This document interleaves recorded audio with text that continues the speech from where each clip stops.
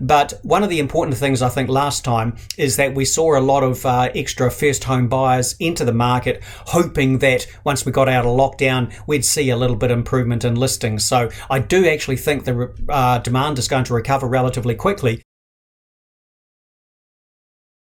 Well, that was interesting. Just as we're all getting excited about interest rates rising for the first time in a great number of years, we unfortunately are back in lockdown again. And so the Reserve Bank have decided to postpone their interest rate increases, but people should definitely just read this as a postponement. They made it fairly clear in their comments that they believe the economy is growing well beyond its potential, which basically means in economics talk, capacity is strained, and so inflation is on a fairly strong upward path. So interest rates are still going to go up, and the Reserve Bank sees increases of almost 2% happening over the next couple of years.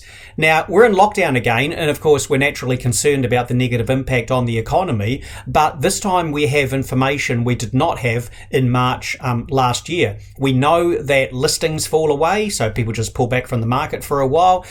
Prices maybe decline. They went down 3% during the 7-week lockdown of last year, and of course sales fall away. But then more importantly, we know that all of these things recover very strongly. Prices last year fell 3% during lockdown, and since then they've risen by 34%. Now, nothing remotely approaching that is going to happen this time around with the interest rates rising, tougher lending conditions, etc. But one of the important things I think last time is that we saw a lot of extra first home buyers into the market, hoping that once we got out of lockdown, we'd see a little bit of improvement in listings. So I do actually think the demand is going to recover relatively quickly. And in fact, with the monthly survey of mortgage advisors, which I do, we can see that the first home buyers are already starting to come back into the market after everybody got a shock after March 23.